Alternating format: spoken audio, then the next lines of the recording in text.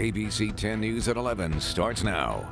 It is now night 4 of protests all around the country, and police were out in full force as protesters gathered in the streets of Los Angeles tonight. Good evening. I'm Steve Atkinson. And I'm Kimberly Hunt.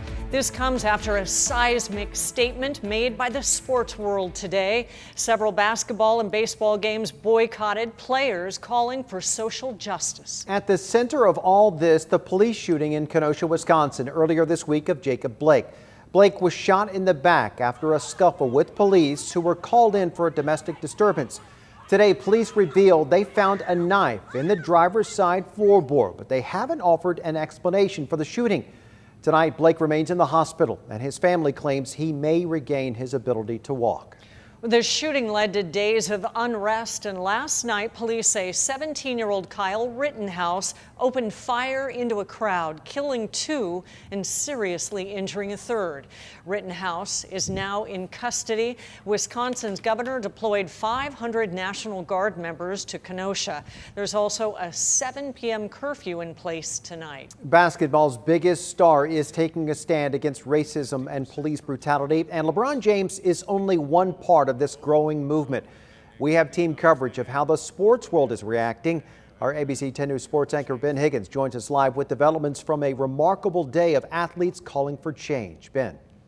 Yeah, if you turned on the TV tonight looking for the Lakers game or the Padres game, you couldn't find it. And stars like LeBron James think that's what it'll take for people to take notice of the cause they say is more important than the playoffs: racial justice. It started when the Milwaukee Bucks refused to take the court for their playoff game against the Orlando Magic. What followed was athletes boycotting games from Florida all the way to San Diego.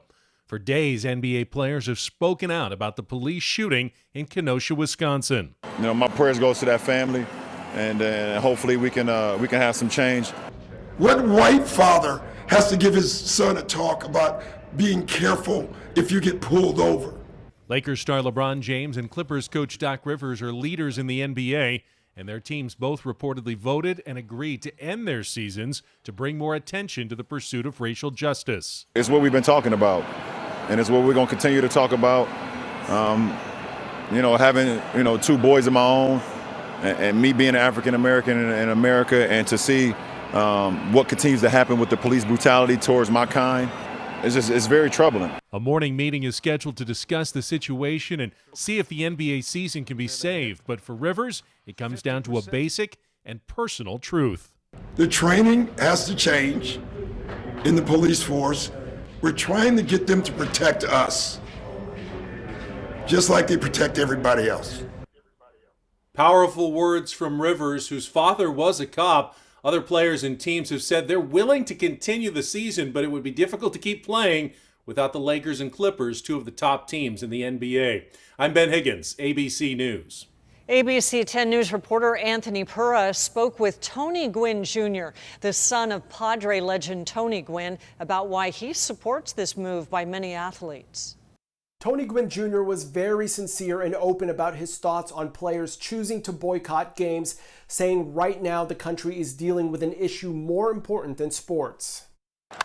This is video from Tuesday's Padres-Mariners game. Game 2 of the series, scheduled Wednesday, never took place. Players from the Seattle Mariners voted not to play, joining the sports boycotts across the country following the police shooting of Jacob Blake.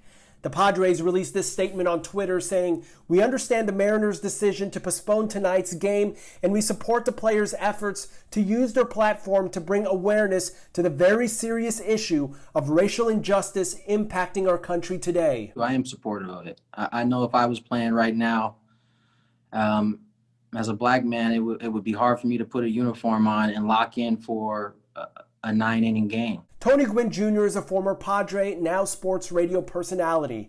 He says the boycotts all boils down to racial injustice and how it impacts communities of color. And many athletes want the country to pay attention to that issue. When a black man or woman has been killed by a police officer, justice doesn't work the same exact way.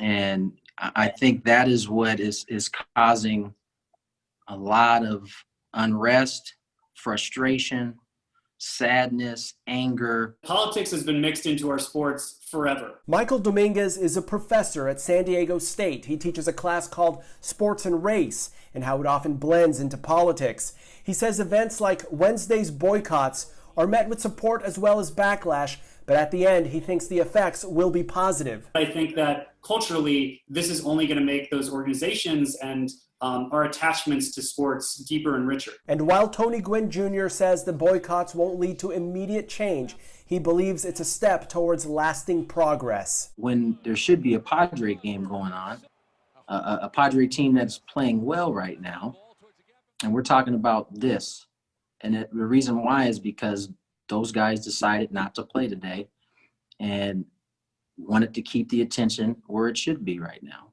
The Padres are expected to make up the game with a doubleheader on Thursday. Anthony Pura, ABC 10 News. A powerful day. Also tonight, in just the past hour, the Category 4 Hurricane Laura slammed into the Gulf Coast, bringing 150-mile-an-hour winds and a huge storm surge, more than 2 stories high. We have team coverage of this story, tracking the storm and those in its path. ABC's Elwin Lopez reports those who did not evacuate ahead of the storm, they are in for a long and dangerous night.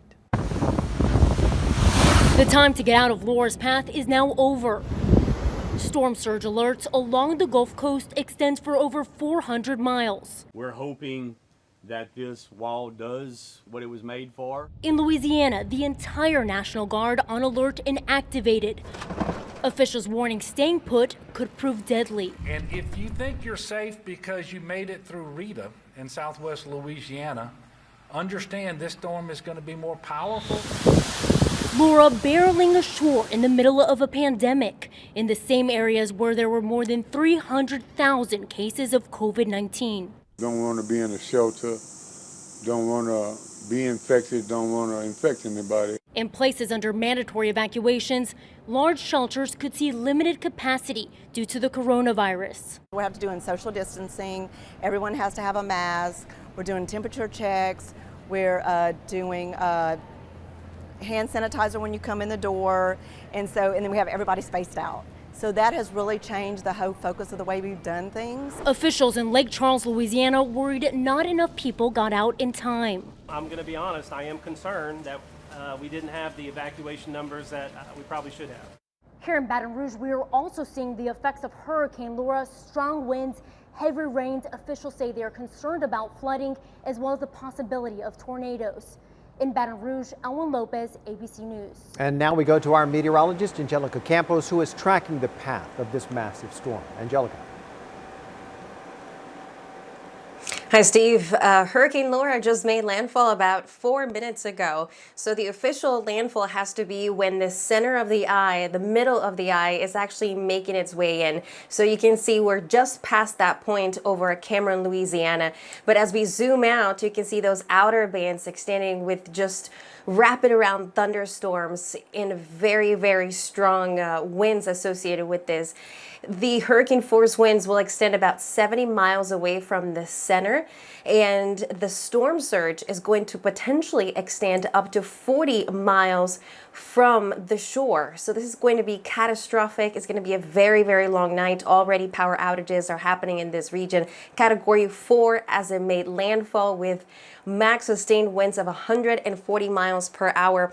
And the problem here is that it's so strong that it could potentially stay as a hurricane strength storm even through the course of the day on Thursday. And that means problems will continue all along Louisiana, potentially all the way up into Arkansas and Missouri.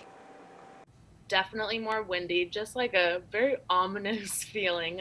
Former San Diegans are in the path of Hurricane Laura, bracing for the storm to reach their home. They were warned about possibly having to evacuate. As ABC 10 News reporter Laura Acevedo shows us, this is the first hurricane they've experienced.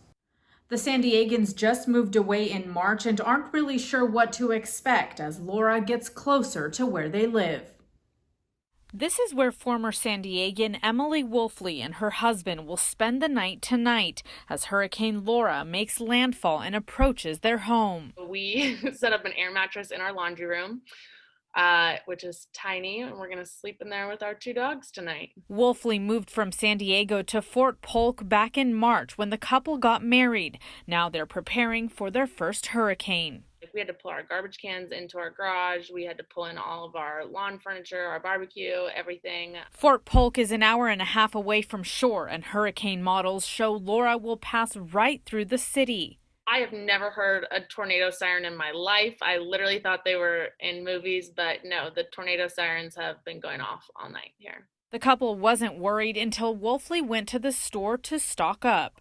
Cases of water were all sold out, canned goods were sold out, flashlights were sold out. I had to go to 3 different stores to find flashlights. Some of the couple's neighbors have boarded up their windows and have shared stories of when Katrina hit the Gulf in 2005. When that hit here, they lost power for 3 weeks because nobody could come out here, nobody could fix it. Laura Acevedo, ABC 10 News.